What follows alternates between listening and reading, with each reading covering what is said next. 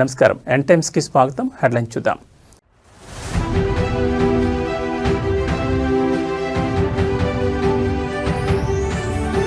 Nizamabad MLC బరిలో మంత్రి అజారుద్దీన్.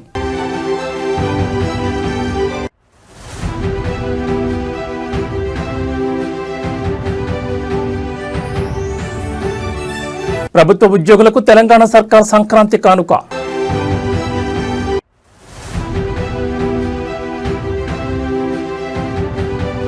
భీమవరంలో సంక్రాంతి జోష్. 3 రోజులకు గది అద్దె 1,00,000. కోడి పందాలకు సిద్ధమైన బరులు.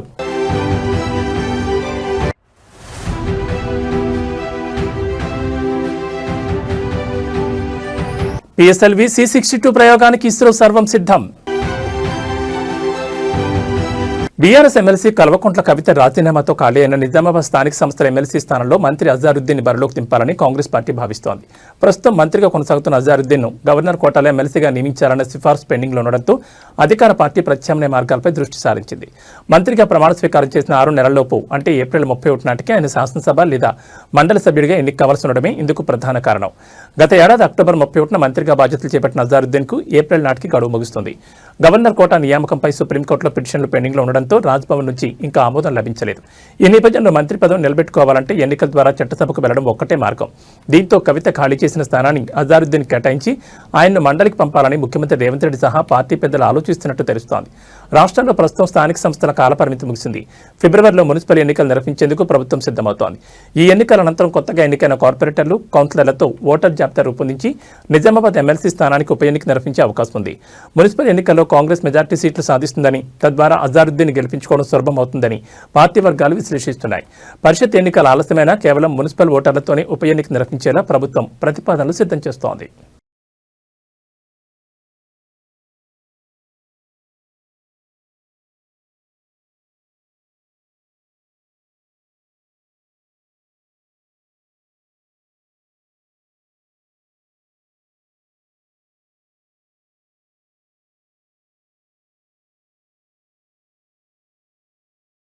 తెలంగాణ సర్కార్ రాష్ట్ర ప్రభుత్వ ఉద్యోగులకు సంక్రాంతి కానుకను ప్రకటించింది. ప్రభుత్వ ఉద్యోగులందరికీ 1.02 కోట్ల ప్రమాద బీమాను అందించనున్నట్లు వెల్లడించింది. ఈ నిర్ణయం ద్వారా రాష్ట్రంలోని 5.14 లక్షల మంది ఉద్యోగుల కుటుంబాలకు ప్రయోజనం చేకూరనుంది. ఇదివరకే సింగరేణి, ట్రాన్స్కో, జెన్కో ఉద్యోగులకు 1 కోటికి పైగా బీమా అందుతోంది. సింగరేణిలో 38,000 మంది, విద్యుత్ సంస్థల్లో 71,000 మందికి పైగా ఉద్యోగులు ఈ పథకం ద్వారా లబ్ధి పొందుతున్నారు.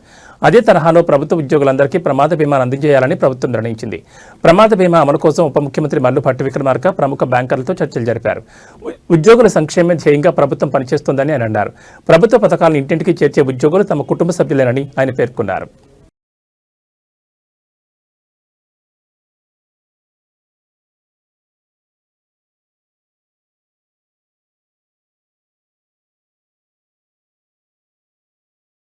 ఆంధ్రప్రదేశ్ ముఖ్యమంత్రి చంద్రబాబుకు తెలంగాణ ముఖ్యమంత్రి రేవంత్ రెడ్డి కీలక సూచన చేశారు. జల వివాదాలను పరస్పరం కూర్చుని మాట్లాడుకోవడం ద్వారా పరిష్కరించుకుందామని అన్నారు. రంగారెడ్డి జిల్లా రావిర్యాలలో సుజన్ మెడికేర్ ప్రారంభోత్సవంలో ఆయన మాట్లాడుతూ 2 రాష్ట్రాల మధ్య వివాదాలు ఉండకూడదని కాంగ్రెస్ తెలంగాణ రాష్ట్రాన్ని ఇచ్చిందని గుర్తు చేశారు. రాజకీయాలకు అతీతంగా నీటి సమస్యను పరిష్కరించుకోవాలని ఆయన సూచించారు. కోర్టుల ద్వారా కాకుండా మన సమస్యను మనమే పరిష్కరించుకుందామని విజ్ఞప్తి చేశారు.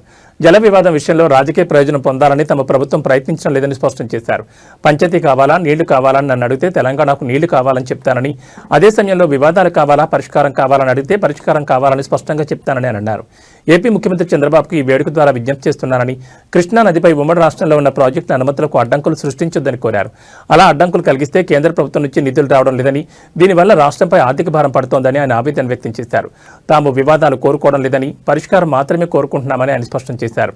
తమకు కావాల్సింది రాజకీయ ప్రయోజనాలు కాదని, ప్రజల ప్రయోజనాలని అన్నారు. తెలంగాణకు పోర్టు కనెక్టివిటీ ఉండాలంటే పక్క రాష్ట్రం సహకారం ఉండాల్సిందే అన్నారు. 2 రాష్ట్రాలు పరస్పరం సహకరించుకుంటేనే సమస్యలు పరిష్కారం అవుతాయని వ్యాఖ్యానించారు. జల వివాదాల విషయంలో ఆంధ్రప్రదేశ్ 1 అడుగు ముందుకు వేస్తే తాము 10 అడుగులు ముందుకు వేస్తామని అని అన్నారు.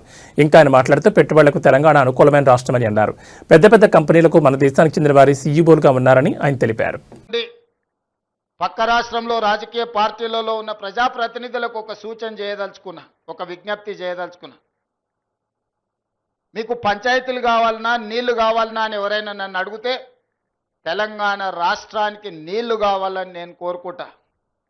మీకు వివాదాలు కావాలన్నా, మీకు పరిష్కారం కావాలన్నా అంటే నేను పరిష్కారం కోరుకుంటా. నీళ్ల వివాదం ముసుగులో రాజకీయ ప్రయోజనం పొందాలి అని మా ప్రభుత్వం మా పార్టీ భావించడం లేదు. రెండు రాష్ట్రాల మధ్యలో ఉండే సమస్యల్ని శాశ్వతంగా పరిష్కరించాలి అని తెలంగాణ ప్రత్యేక రాష్ట్రాన్ని శ్రీమతి సోనియా గాంధీ గారు కాంగ్రెస్ పార్టీ ఇచ్చింది. కాబట్టి నీళ్ల విషయంలో వివాదాలు, నీళ్ల విషయంలో రాజకీయ లబ్ధి కోసం ఆలోచన చేయొద్దు. రాజకీయాలకు అతీతంగా మనం ఈరోజు ఆలోచన చేసుకొని పరిష్కరించుకోవాలి. ఈ పరిష్కారాలకు చర్చలు ఒక్కటే పరిష్కారము. న్యాయస్థానాల దగ్గరనో ఇతరుల దగ్గర పోయి పంచాయతీ తెంచుకునే కంటే మనమే కూర్చొని మన సమస్యల్ని సామరస్యపూర్వకంగా పరిష్కరించుకోవాలనేదే మా విధానము. పక్క రాష్ట్ర ముఖ్యమంత్రి గారికి నేను విజ్ఞప్తి చేస్తున్నా, కృష్ణా నదిలో ఉన్న మా పాలమూరు రంగారెడ్డి ఎత్తిపోతలు కావచ్చు, మా కల్వకుర్తి లిఫ్ట్ ఇరిగేషన్ కావచ్చు, మా డిండి ప్రాజెక్టు కావచ్చు, మా ఎస్ఎల్బిసి భీమా నెట్టంపాడు ప్రాజెక్టులు కావచ్చు, ఉమ్మడి రాష్ట్రంలోనే మంజూరైన ప్రాజెక్టులు. వీటి అనుమతులకు మీరు అడ్డంకి పెట్టకండి. వీటి అనుమతులకు మాకు సహకరించండి. ఉమ్మడి రాష్ట్రంలో ఉన్నప్పుడే మంజూరైన ఈ ప్రాజెక్టులకు ఆంధ్రప్రదేశ్ రాష్ట్రం నుంచి అభ్యంతరాలు రావడం వల్ల ఎన్విరాన్మెంట్ క్లియరెన్సులు కానీ సిడబ్ల్యూసి క్లియరెన్సులు తెచ్చుకోవడంతో మాకు సమస్యగా మారింది. ఇవి రాకపోవడం వల్ల మాకు రావాల్సిన బ్యాంకులో నుంచి రుణాలు కానీ, కేంద్ర ప్రభుత్వం అందించాల్సిన సహాయం కానీ, యాక్సిలరేటెడ్ ఇరిగేషన్ బెనిఫిషియరీ ప్రోగ్రాంలో కేంద్ర ప్రభుత్వం 60% నిధులు ఇవ్వడానికి అవకాశం ఉన్న ప్రాజెక్టులు మాకు రావడం లేదు. దాంతో మాకు తీరని ఆర్థిక భారం మా రాష్ట్రం మీద పడుతుంది. ఇవన్నీ కూడా మీరు సహకరించండి. మీకేమైనా సమస్యలు ఉంటే కూడా మేము సానుకూలంగా ఆలోచన చేస్తాం. మేము వివాదం కోరుకోవడం లేదు. నేను మరొక్కసారి ఈ వేదిక మీద నుంచి చెప్పదలుచుకున్నా, నేను శాశ్వత పరిష్కారాన్ని కోరుకుంటున్నా. ఇది రాజకీయ ప్రయోజనం కాదు, ప్రజల ప్రయోజనము, రైతుల ప్రయోజనము, పెట్టుబడిదారుల ప్రయోజనము. ఇంతకుముందే మిత్రులు శ్రీధర్ బాబు గారు వస్తూ చెప్తున్నారు, మనం డేటా సెంటర్స్ని అత్యధికంగా ఈ ప్రాంతంలో అడుగుతూ ఉన్నారు. డేటా సెంటర్స్ని ఇక్కడ పెట్టాలి అని అంటే విద్యుత్తుతో పాటు నీరు కూడా అవసరము అని. మరి కృష్ణానది నుంచి నీటిని తరలించాలన్నా యాదాద్రి పవర్ ప్రాజెక్టు నుంచి మనము పవర్ కనెక్షన్స్ తీసుకోవాలన్నా ఈరోజు తెలంగాణ రాష్ట్రానికి పోర్టు లేదు. దేశంలో ఏకైక రాష్ట్రం పోర్టు లేని రాష్ట్రం తెలంగాణ రాష్ట్రం. మరి ఈరోజు పోర్ట్ కనెక్టివిటీ ఉంటేనే మ్యానుఫ్యాక్చరింగ్ యూనిట్ ఇండస్ట్రీస్ వస్తాయి. దానికి అందుకే మచిలీపట్నం పోర్ట్కి డైరెక్ట్గా భారత్ ఫ్యూచర్ సిటీ నుంచి 12 lane express highway with controlled access with railway కనెక్టివిటీతో ఈరోజు కేంద్ర ప్రభుత్వం నుంచి మనం అనుమతులు అడిగినాం. ఇలాంటి అభివృద్ధి జరగాలంటే పక్క రాష్ట్రంతో కూడా మనకు సయోధ్య ఉండాలి, పక్క రాష్ట్ర సహకారం కూడా ఉండాలి. పక్క రాష్ట్ర సహకారం లేకుండా, సయోధ్య లేకుండా మచిలీపట్నం పోర్టు కానీ కృష్ణపట్నం పోర్టు కానీ పోర్ట్ కనెక్టివిటీ తెలంగాణ రాష్ట్రానికి రాదు. తెలంగాణ రాష్ట్రానికి పోర్ట్ కనెక్టివిటీ రావాలంటే పక్క రాష్ట్ర సహకారం ఉండాలి. అదేవిధంగా పక్క రాష్ట్రానికి కూడా అమరావతి అభివృద్ధి చెందాలంటే హైదరాబాద్ సహకారం ఉండాలి. నగరం అభివృద్ధి జరగాలంటే భవనాలు కడితే సరిపోదు. భవనాలలో వచ్చే పరిశ్రమలు, సాంకేతిక నైపుణ్యం ఉన్న సిబ్బంది కూడా అవసరం. వాళ్ళు హైదరాబాద్ నగరంలో ఉన్నారు. అందుకే రెండు రాష్ట్రాలు ఇచ్చిపుచ్చుకునే ధోరణిలో ముందుకు వెళ్ళాలి. పక్క రాష్ట్రంతో తప్పకుండా చర్చలు కొనసాగుతాయి. పక్క రాష్ట్రాలతో వివాదాలు పెట్టుకోవాలన్న ఆలోచన మాకు లేదు. అది కర్ణాటక అయినా, మహారాష్ట్ర అయినా, ఆంధ్రప్రదేశ్ అయినా, తమిళనాడు అయినా, పక్క నుండి రాష్ట్రాలతో వివాదాలు మేము కోరుకోవడం. పిల్లలకు వాడే సిరప్ కలుషితమై విషపూరితంగా మారిందని తెలంగాణ డ్రగ్స్ కంట్రోల్ అధికారులు తాజాగా హెచ్చరికలు జారీ చేశారు. ఆల్మండ్ కిడ్ సిరప్ వాడొద్దని రాష్ట్రంలోని తల్లిదండ్రులకు సూచించారు. కలుషితమైన సిరప్ బ్యాచ్ వివరాలను వెల్లడిస్తూ ఆ సిరప్ బాటిల్ ఉంటే వెంటనే సమీపంలోని డ్రగ్స్ కంట్రోల్ అథారిటీ తెలియజేయాలని కోరారు. ఈ మేరకు Central Drugs Standard Control Organisation Kolkata నుంచి సమాచారం అందిందని పేర్కొన్నారు. అత్యంత విషపూరితమైన ఇథిలిన్ గ్లైకాల్ ఈ ఆల్మండ్ కిడ్ సిరప్ లో కలిసిందని డ్రగ్స్ కంట్రోల్ అధికారులు గుర్తించి ఈ మేరకు తెలంగాణ అధికారులను అప్రమత్తం చేశారు. దీంతో ఆల్మండ్ కిడ్ సిరప్ అమ్మకాలు నిషేధిస్తూ ఇప్పటికే కొనుగోలు చేసిన తల్లిదండ్రులకు తెలంగాణ అధికారులు హెచ్చరికలు జారీ చేశారు. ఇందుకోసం టోల్ ఫ్రీ నంబర్ 1800-599-6969 ఏర్పాటు చేసినట్టు తెలిపారు. అదేవిధంగా రాష్ట్ర వ్యాప్తంగా ఉన్న డ్రగ్స్ ఇన్స్పెక్టర్లు, సహాయ సంచాలకులందరికీ ఈ ఉత్పత్తి బ్యాచ్కి సంబంధించిన అందుబాటులో ఉన్న స్టాకులను వెంటనే నిలిపివేయాలని ఆదేశాలు జారీ చేశారు. ఇథిలిన్ గ్లైకాల్ విషపూరిత ప్రభావాల వల్ల కలిగే అనారోగ్యాలకు సంబంధించిన మందులను సిద్ధంగా ఉంచుకోవాలని ఆసుపత్రులకు సూచనలు చేశారు.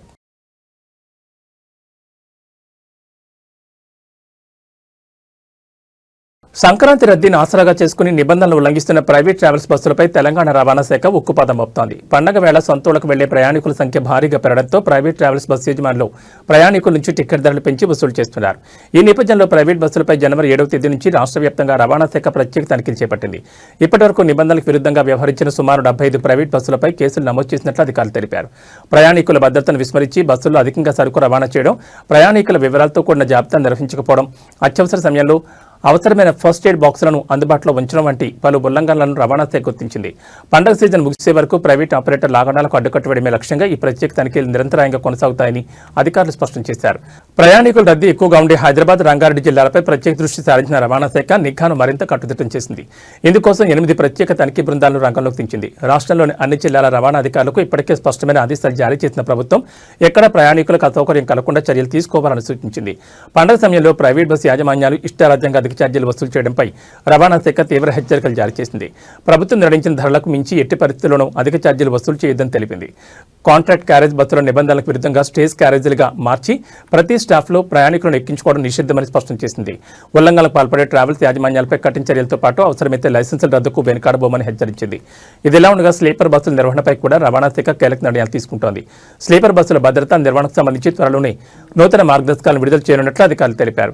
ముఖ్యంగా ఇతర రాష్ట్రాల్లో రిజిస్ట్రేషన్ చేయించుకుని తెలంగాణలో రాకపోకలు సాగిస్తున్న స్లీపర్ బస్సుల బాడీ బిల్డింగ్, సాంకేతిక ప్రమాణాలను క్షుణ్ణంగా తనిఖీ చేయాలని నిర్ణయించారు. నిబంధనలకు విరుద్ధంగా రిజిస్ట్రేషన్ చేయించుకుని ప్రయాణికుల భద్రతకు ముప్పు కలిగించే వాహనాలపై కఠిన చర్యలు తీసుకుంటామని స్పష్టం చేశారు.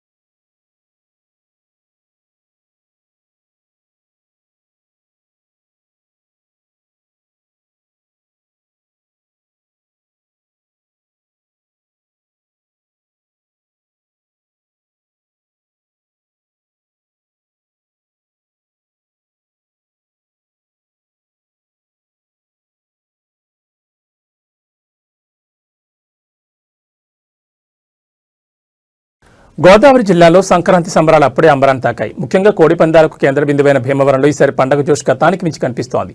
పందాలను తిలకించేందుకు ఏపీతో పాటు తెలంగాణ, తమిళనాడు, కర్ణాటక రాష్ట్రాల నుంచి భారీగా జనం తరలివస్తుండటంతో వసతి గదులకు విపరీతమైన డిమాండ్ ఏర్పడింది. భీమవరం, ఏలూరు, తాడేపల్లిగూడెం, తణుకు వంటి పట్టణాల్లోని దాదాపు 150 హోటళ్లలో ఒక్క గది కూడా ఖాళీ లేదు. డిమాండ్ను సాగ్గా చూపుతూ యజమానులు అద్దెలను భారీగా పెంచేశారు. సాధారణంగా రోజుకు 1000 నుంచి 5000 ఉండే గది ధర ఇప్పుడు 3 రోజుల ప్యాకేజ్ కింద 30,000 నుంచి 60,000 వరకు పలుకుతోంది. భీమవరంలోని కొన్ని ప్రముఖ హోటళ్లలో 3 రోజులకు గాను ఒక్కో గదికి 1,00,000 చొప్పున వసూలు చేస్తున్నారంటే పరిస్థితి ఎంత తీవ్రంగా ఉందో అర్థం చేసుకోవచ్చు. రాజకీయ నాయకులు సైతం గెస్ట్ హౌస్లను ముందే రిజర్వ్ చేయడంతో సామాన్య పర్యాటకులకు వసతి భారంగా మారింది. ఈసారి బరుల వద్ద పందాల జోరు మరింత పెరగనుంది. ఇప్పటికే నిర్వాహకులు పందెం రాళ్లతో ఒప్పందం కుదుర్చుకున్నారు. తాడేపల్లిగూడెంలో 2.5 కోట్లతో ఒక భారీ పందెం సిద్ధమవగా సీసలి, నారాయణపురం, చిన్నమీరం వంటి ప్రాంతాల్లో కోటి పందాలకు సిండికేట్లు కాలుతవుతున్నాయి. గత ఏడాది పెద్ద మొత్తంలో గెలిచిన పందెంగాళ్లను తమ బరిలోకి రప్పించేందుకు నిర్వాహకులు పోటీ పడుతున్నారు. 5 రోజుల పాటు జరిగే ఈ వేడుకల కోసం ఇప్పటికే ప్రైవేట్ ఇళ్లు, కళ్యాణ మండపాలు కూడా అద్దెకు తీసుకుంటున్నారు.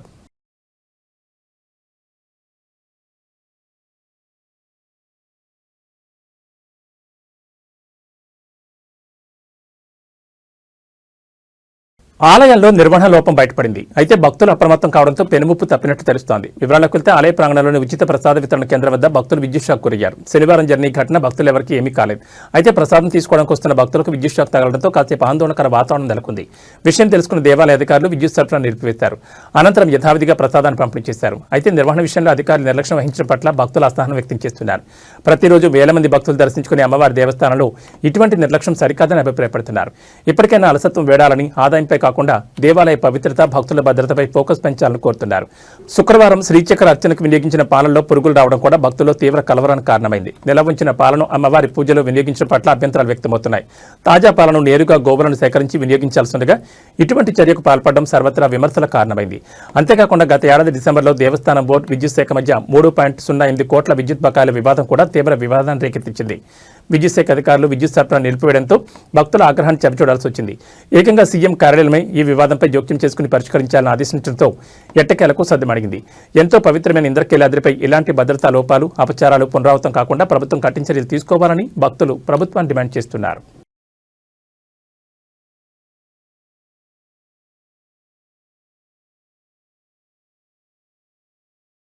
డాక్టర్ బిఆర్ అంబేద్కర్ కోనసీమ జిల్లా మలకిపురం మండలం ఇరుసుమండ వద్ద గత కొన్ని రోజులుగా కలకలం సృష్టించిన ఓఎన్జీసీ గ్యాస్ బావి బ్లోఅవుట్ మంటలు ఎట్టకేలకు అదుపులోకి వచ్చాయి. ఓఎన్జీసీ విపత్తు నివారణ బృందం నిరంతరంగా శ్రమించి మంటల తీవ్రతను తగ్గించడంలో విజయం సాధించింది. ప్రస్తుతం ఘటనా స్థలంలో అగ్నికీలలు ఆగిపోవడంతో అధికారులు తదుపరి కీలక దశకు సిద్ధమయ్యారు. బావిని మూసివేసే పనులపై దృష్టి సారించారు. ఘటనా స్థలంలో విపరీతంగా పేరుకుపోయిన ఇనుప శకలాలు, కాలిపోయిన రిగ్ భాగాలను ఓఎన్జీసీ బృందం భారీ యంత్రాల సాయంతో పూర్తిగా తొలగించింది. ఈ వ్యర్థాల తొలగింపుతో బావి ముఖద్వారం వద్ద పనులు చేసేందుకు మార్గం సుగమైంది. మంటలు ఆడినప్పటికీ లోపల ఉన్న వేడిని తగ్గించడానికి మళ్లీ మంటలు చెలరేకుండా ఉండేందుకు వాటర్ అంబ్రెల్లా పద్ధతిని ఉపయోగిస్తున్నారు. గొడుగు ఆకారంలో నీటిని వెదజల్లుతూ బావి పరిసరాలను నిరంతరం శీతలీకరిస్తున్నారు. బావి నుంచి గ్యాస్ లీకేజీని శాశ్వతంగా అరికట్టేందుకు ఓఎన్జీసీ నిపుణులు బ్లోఅవుట్ ప్రివెంటర్ను సిద్ధం చేశారు. ఈ భారీ పరికరాన్ని బావి పైభాగంలో అమర్చి గ్యాస్ ప్రవాహాన్ని నియంత్రించనున్నారు. ఇందుకోసం ముంబై, ఢిల్లీ నుంచి వచ్చిన ప్రత్యేక సాంకేతిక నిపుణుల బృందం రంగంలోకి దిగింది. వెల్ క్యాపింగ్ ప్రక్రియ అత్యంత వేగంగా, సురక్షితంగా పూర్తయ్యేలా అన్ని జాగ్రత్తలు తీసుకుంటున్నారు. మరోవైపు బావిలోకి అధిక పీడనంతో సిమెంట్ను పంపి గ్యాస్ లీకేజీని అడ్డుకోవడానికి అవసరమైన సిమెంటింగ్ మిషన్లను కూడా ఘటనాస్థలంలో సిద్ధంగా ఉంచారు. పరిస్థితి క్రమంగా సాధారణ స్థితికి చేరుతుండటంతో స్థానిక ప్రజలు ఊపిరి పీల్చుకుంటున్నారు. ఇప్పటికే జిల్లా కలెక్టర్, ఉన్నతాధికారులు సమీప గ్రామాల్లో పర్యటించి ప్రజలు తిరిగి తమ ఇళ్లకు చేరుకోవచ్చని సూచించారు.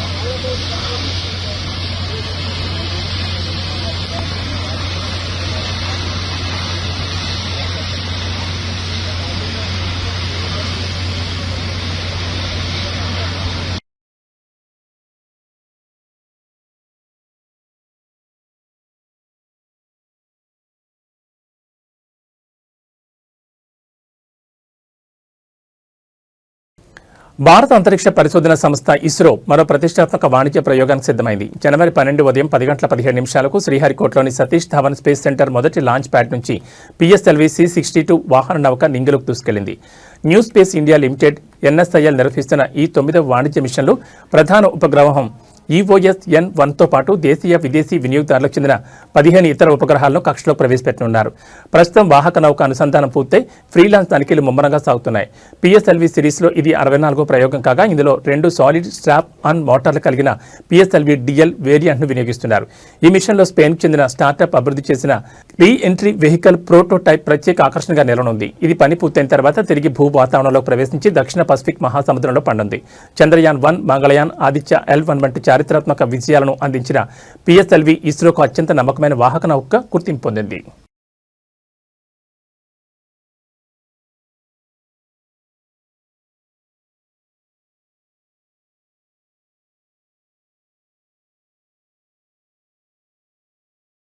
నైరుతి బంగాళాఖాతంలో తీవ్ర వాయుగుండం కొనసాగుతోంది. ఇది శుక్రవారం నాటికి తుఫాన్గా బలపడుతుందని భారత వాతావరణ విభాగం తొలుత అంచనా వేసింది. అయితే వాతావరణ పరిస్థితులు అనుకూలించకపోవడంతో తుఫాన్గా మారలేదని వాతావరణ నిపుణులు తెలిపారు. ప్రస్తుతం ఈ తీవ్ర వాయుగుండం వాయు దిశగా కదులుతూ ఈ రోజు మధ్యాహ్నానికి శ్రీలంకలోని ట్రింకోమలి, జాఫ్నా మధ్య ప్రాంతంలో తీరం దాటే అవకాశం ఉందని భారత వాతావరణ విభాగం అంచనా వేసింది. దీని ప్రభావంతో ఈ రోజు రేపు ఆంధ్రప్రదేశ్లోని పొట్టి శ్రీరాములు, నెల్లూరు జిల్లా, చిత్తూరు, తిరుపతి జిల్లాలో అక్కడక్కడ తేలికపాటి నుంచి ఓ మోస్తరు వర్షాలు కురిసే అవకాశం ఉందని రాష్ట్ర విపత్తుల నిర్వహణ సంస్థ తెలిపింది. అలాగే బాపట్ల, పల్నాడు, ప్రకాశం జిల్లాలో తేలికపాటి వర్షం పడొచ్చని పేర్కొంది. మరోవైపు తమిళనాడు, కేరళ రాష్ట్రాల్లోని కొన్ని చోట్ల ఈ రోజు రేపు భారీ నుంచి అతి భారీ వర్షాలు కురిసే అవకాశం ఉందని భారత వాతావరణ విభాగం తెలిపింది.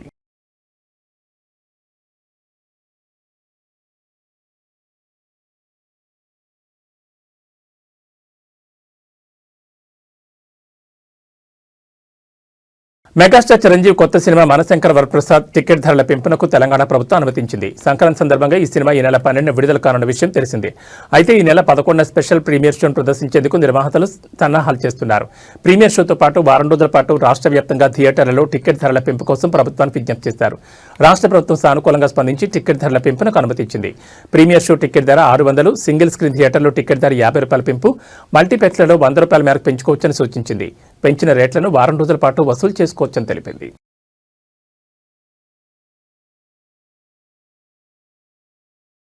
ఇవి బులెటిన్ విశేషాలు. మరో బులెటిన్లో మళ్ళీ కలుసుకుందాం. నమస్కారం.